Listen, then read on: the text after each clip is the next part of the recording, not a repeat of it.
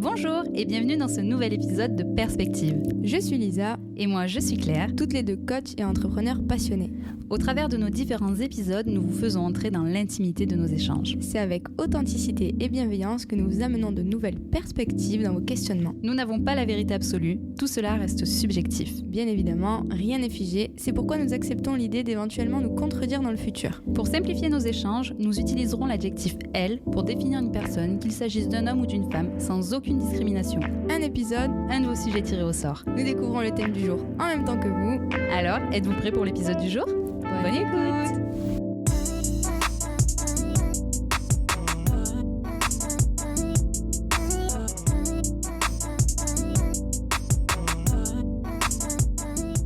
Alors, elle tue pas cette intro là? Oh là là! On n'a rien dit de notre intro, mais est-ce qu'elle tue pas?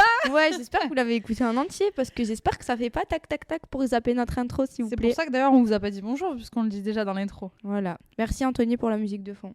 Grave, voilà. Merci. Les gens qui regardent YouTube, qui nous regardent sur YouTube, elle vous fait pas penser à quelque chose avec sa petite chemise? Quoi? Quoi je fais penser? Ah moi, quand elle est arrivée avec sa chemise, qu'elle m'a vue, elle dit c'est très Canada vibe. Canada vibe, mais où? Oui, on dirait pas qu'elle va. Comment ça s'appelle? Bûcheron. Attends, Liliane elle me dira. Il y a un truc là, les cabanes à sucre. Les cabanes à sucre, ils sont obligés d'y aller avec des chemises à carreaux. Ouais. Cabane à sucre, pour ceux qui sont pas du Canada, petit cours de touristes. C'est des endroits pour qui je me prends. J'ai jamais visité le Canada. En gros, c'est quand tu vas dans des endroits où il y a le sirop d'érable. Ah oui, bah c'est exactement ce que je t'y voyais là. Je te voyais avec la petite feuille d'érable et prête quoi. Voilà. Mood Canada, on est en hiver. Vous trouvez quand même elle est très très mignonne. Je la taquine mais elle est très mignonne. Oh c'est gentil ça. C'est de l'amour. Ça c'est de l'amour. Ça c'est de l'amour. Allez, tiens, je me papier. J'arrive pas. C'est moi qui. Oh les gars, quelle heure est-il là? Pour expliquer pourquoi on est dans cet état. Oh ça va, il est que 8h30. 8h30, je commence à penser à aller me coucher. Mais je suis pas couchée quand même, j'abuse pas. Allez, Oula, c'est un roman? J'ai tout pour être heureuse, mais je veux encore plus rendre heureux les miens. J'ai tout pour être heureuse. Tiens, attends. Il y a des virgules, il y a quelque chose. J'ai tout pour être heureuse, mais je veux encore plus rendre heureux les miens. Déjà, franchement, c'est magnifique que t'aies tout pour être heureuse. Soit dit en passant.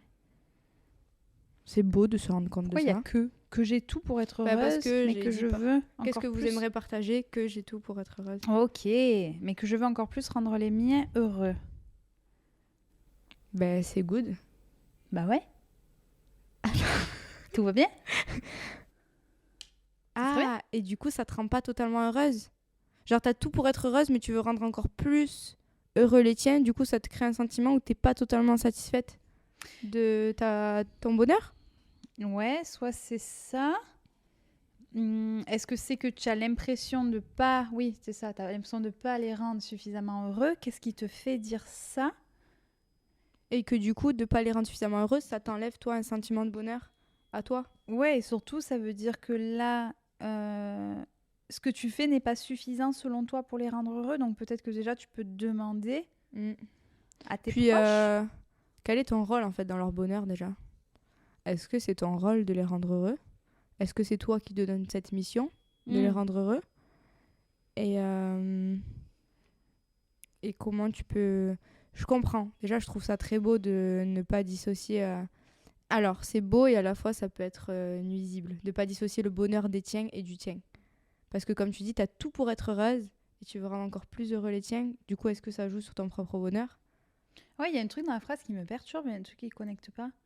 Genre, j'ai tout pour être heureuse, mais que je veux rendre heureux. Mais je pense que le mais, franchement, je sais pas comment l'analyser non plus, parce que c'est beau en fait. Mais le mais, ça veut dire que tu n'es pas totalement heureuse alors. Je pense que ça parce joue. qu'il te manque ça. C'est ça. Sinon, ça aurait été et. Ouais. Tu vois le et le mais. Ouais. Oui, là c'est vraiment. Ouais. Donc, déjà, ça veut dire que tu n'es pas totalement heureuse au final. Et moi, je te demanderais, qu'est-ce qui te... Enfin, voilà, de but en blanc, t'arrives, toi, tu me dis ça. De but en blanc, je te dirais, déjà, qu'est-ce qui te fait dire que tu rendes pas les tiens heureux?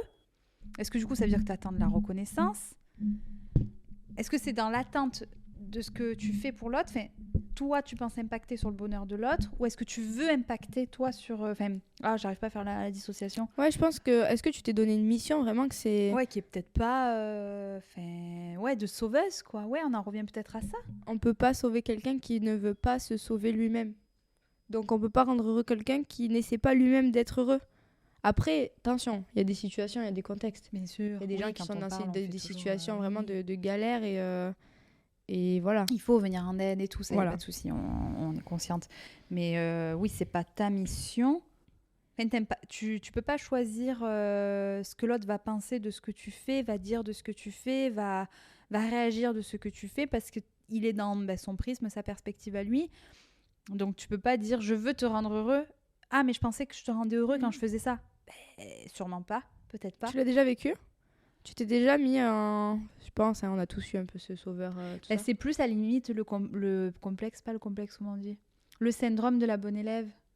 Ah, vas-y, ça raconte. peut relier à ça, tu vois, le fait de je veux rendre mes parents fiers, contents de moi, alors je fais en sorte d'être la bonne élève, de pas avoir de mots sur le carnet, d'avoir des bonnes notes, des bonnes appréciations et d'être toujours la meilleure, tu vois. C'était ça, toi? J'avais ça, du coup pendant les études j'avais ça, tu vois, d'avoir des bonnes... Limite c'était une concurrence avec les autres élèves. Alors mais c'était pour tes parents moi j'étais contente si j'avais des bons résultats, j'étais fière quand même parce que j'étais allée chercher. Ouais. Mais du coup moi mes études j'étais typiquement l'élève qui des fois ne comprenait pas mais apprenait par cœur pour le résultat. Et en fait c'est débile. Parce qu'il y a des choses que j'ai jamais percutées, mais bon, ça va que je les ai appris par cœur. Mais dans une situation de la vie réelle, j'aurais pas compris le problème. On a tous fait la guerre de 600 ans. Oui, non, mais il y a des trucs, c'est obligatoire d'apprendre par cœur. Mais il y a des choses où, tant que t'as pas compris la logique, t'as beau les apprendre par cœur, dans la vraie vie, tu sauras jamais les appliquer, quoi. Donc il y avait ça, ouais, le syndrome de la bonne élève. Et après, vouloir... oui, mais alors en plus, on pourrait aller très large. Vas-y. Parce que tu pourrais aller aussi dans le donner et recevoir, du coup. Trouver ton équilibre dans donner et recevoir... Donc oui, bien sûr qu'on a tous... Enfin, moi, j'ai déjà vécu des situations... Après, est-ce que je vais avoir un exemple? T'en as un, toi, d'exemple ou pas, le temps que je réfléchisse à mon exemple?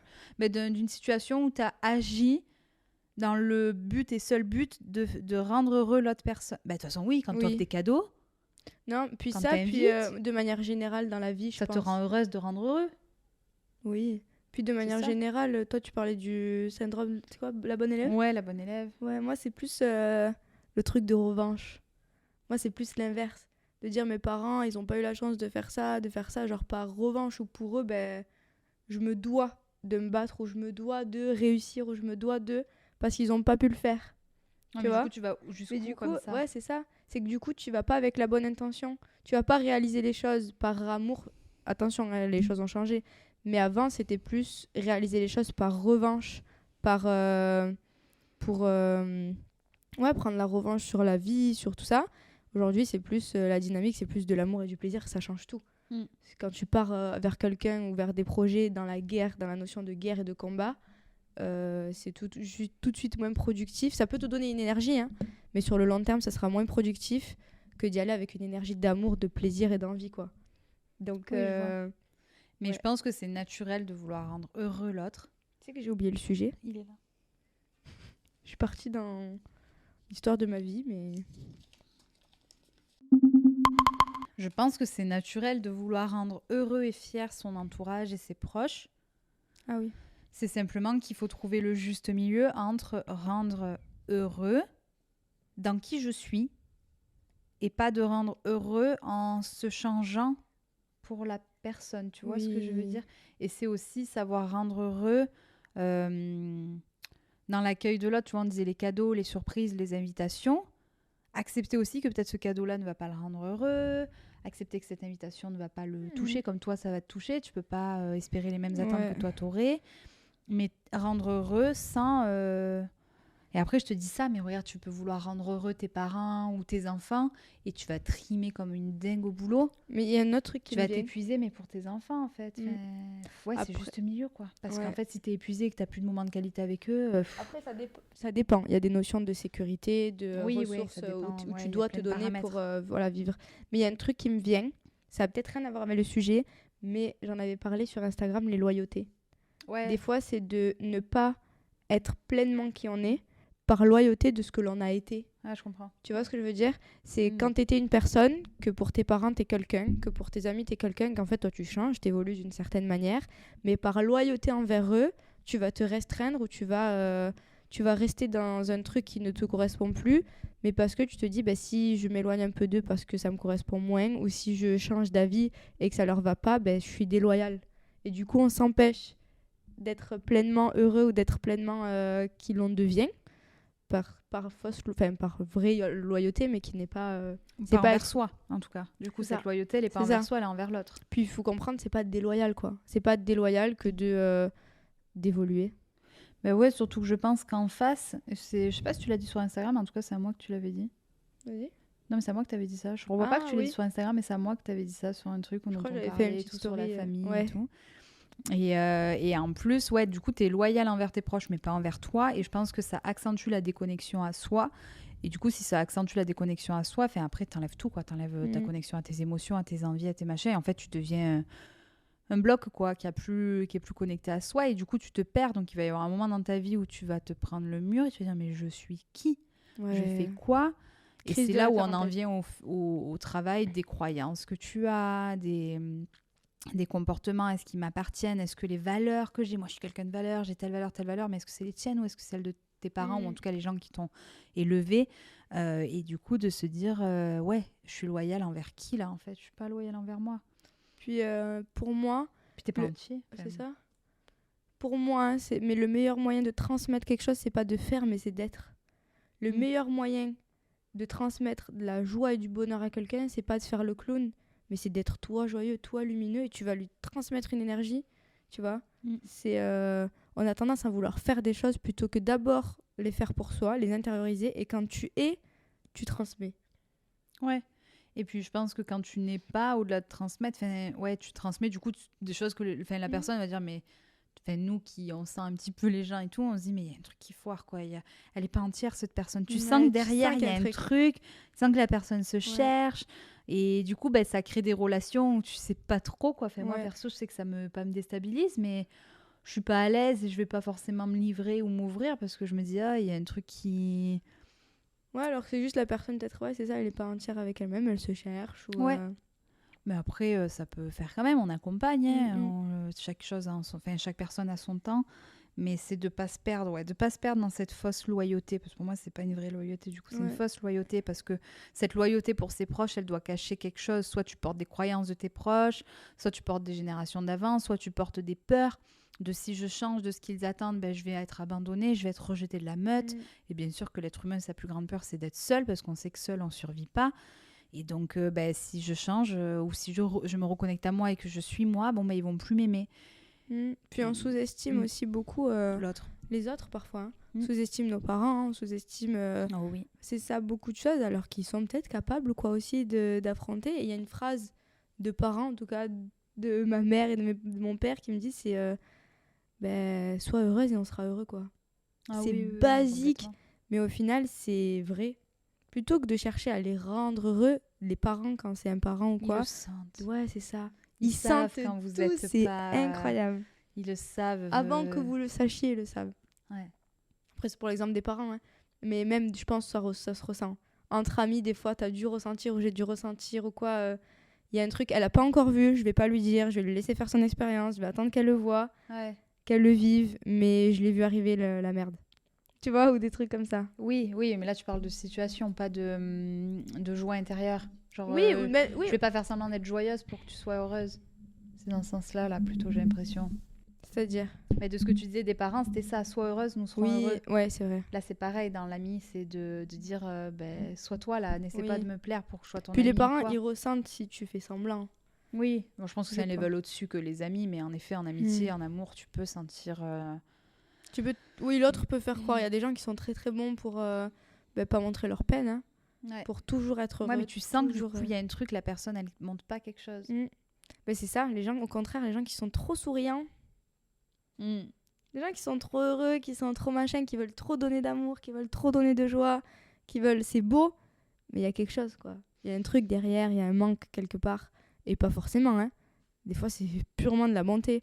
Mais on a tous nos petits vides à combler. Et tant mieux si on les comble en voulant donner de l'amour plutôt qu'en allant dans l'autre côté. Mais tu sais que je me perds sur le sujet tellement on part loin. J'oublie le sujet. Le sujet, c'est j'ai tout pour être heureuse. Mais pas, ah oui. Mais Je vais encore plus mais que je veux encore plus rendre heureux les miens. Franchement, c'est tu cherches beau. derrière ce je veux. Ouais. Je veux. Pourquoi en fait tu veux c'est et ça. pourquoi Pourquoi tu veux ça? Qu'est-ce que tu cherches à combler chez toi en voulant rendre l'autre heureux?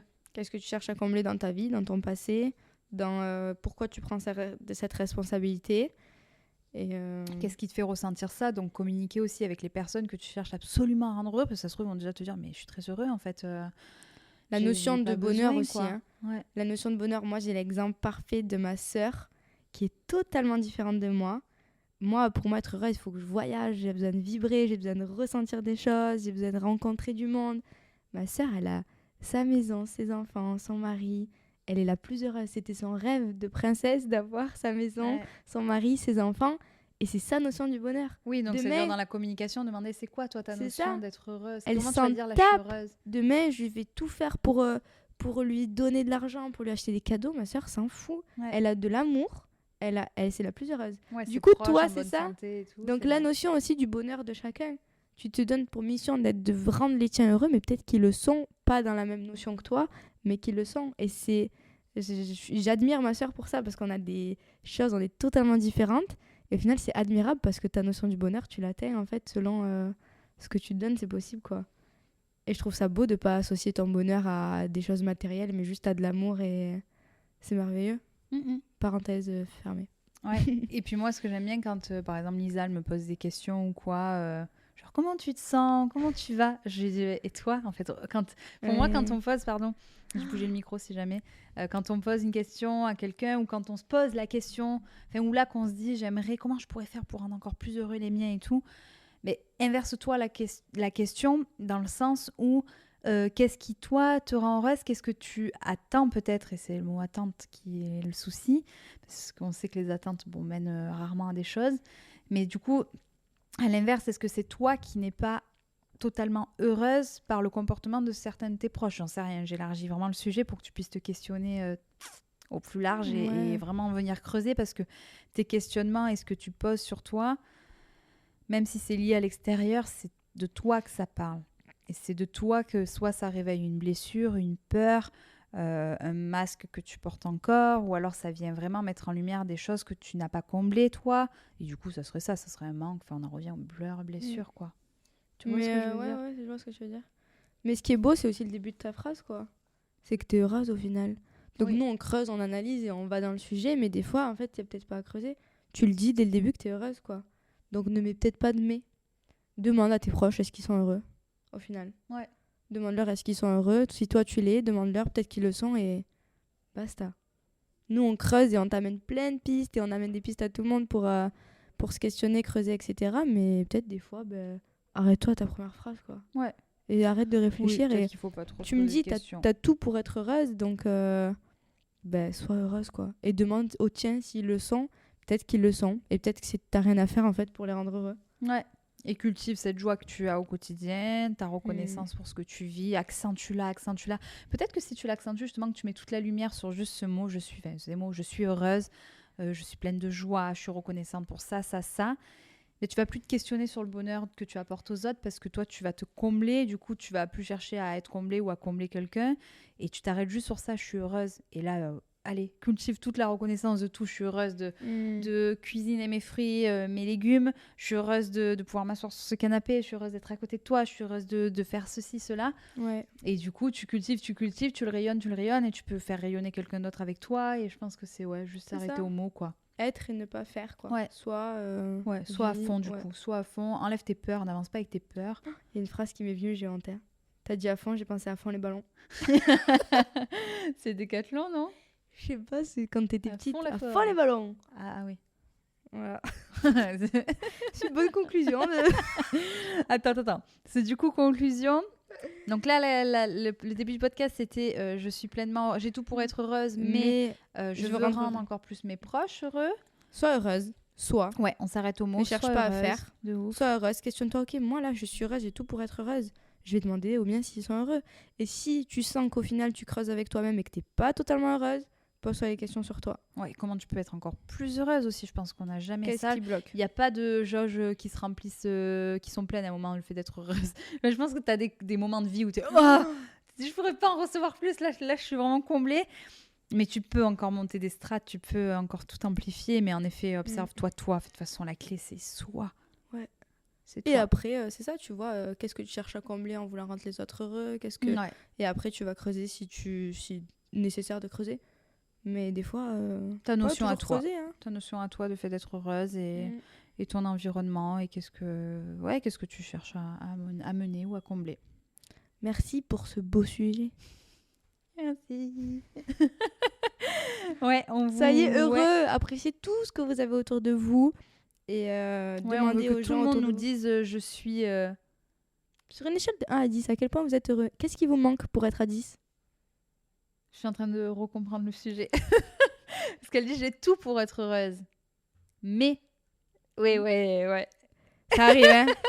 Mais je pense que je l'ai compris depuis le début. Elle Mais c'est atterrit. mon conscient qui comprend. Mais en fait, t'es pas heureuse du coup. Ouais, moi, je suis en train de comprendre Oui, ça. s'il y a un mais, c'est qu'il y a un mais. C'est qu'un mais. On est d'accord. Ok. On l'avait Allez. déjà dit. Autant pour moi. Allez. On ferme. On quitte tout. On baisse le rideau. Et merci. Au revoir.